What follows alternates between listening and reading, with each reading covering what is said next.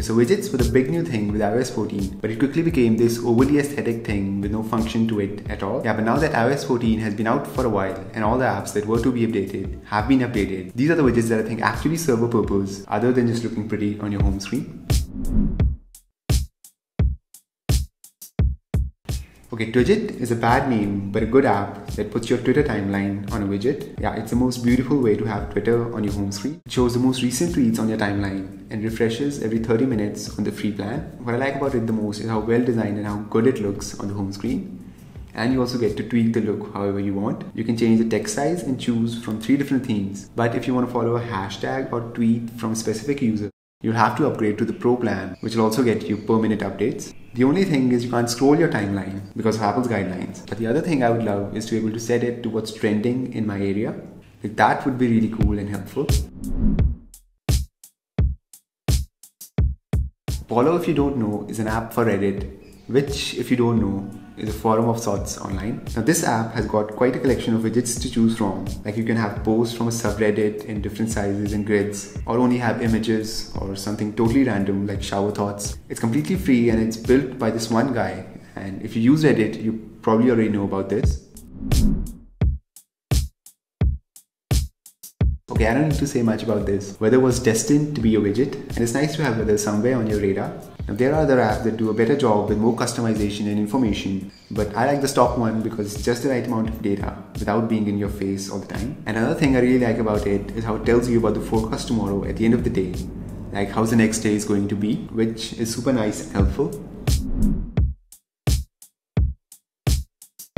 Okay, so this is somewhat of a workaround because Apple didn't bring over the old favorites widget from before iOS 14, and I've tried many apps that promise to bring that back, but let me tell you, they're all crap. So yeah, what I did was I created shortcuts for each of my favorites and then added them to a folder together, and it's by far the quickest way.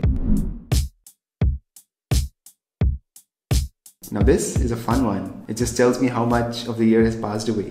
And this was super helpful last year, but you can also customize this a bunch with themes and even change the progress to a month or just a week. Yeah, it's there as a reminder of sorts that about a fourth of 2021 just passed away.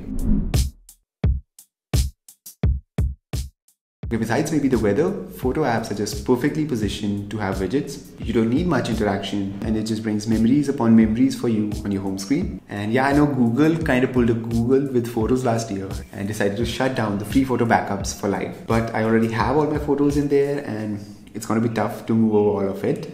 And another PSA would be to check what kind of photos do you have in your library, because it'll just randomly put one up, just saying. But yeah, I think photo widgets all work very well, and it's super nice when it pulls up that old photograph that you took way back on that trip.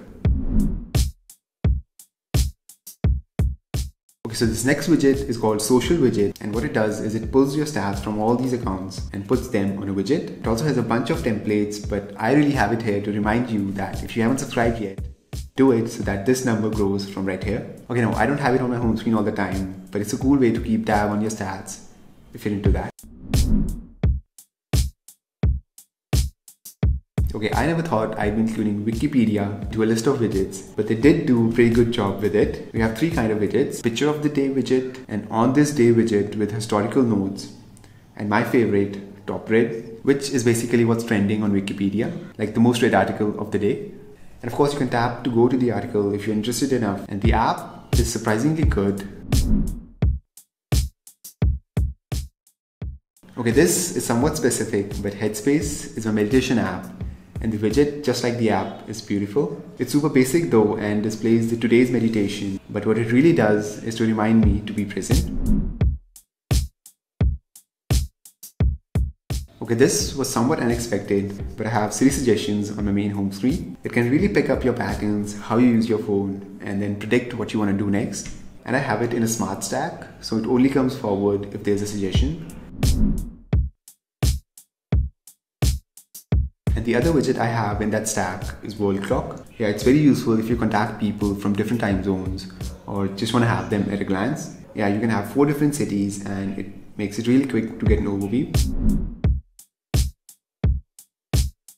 Okay, so calendar is another one of those nice to haves on the home screen. Now, I don't use a calendar personally to manage my schedule, because I don't have one, but just to keep track of what the date is, and also tells me what's coming up tomorrow or later in the week at the end of the day. And that's just it for me. I didn't go over some of the basic stock apps like the app suggestions one or the battery widget, which are really useful, but I think you probably already know about it. Comment down below what's your favorite widget or what do you use the most. Like this video if you found it to be good, and subscribe if you don't want to miss new videos, and I'll see you then.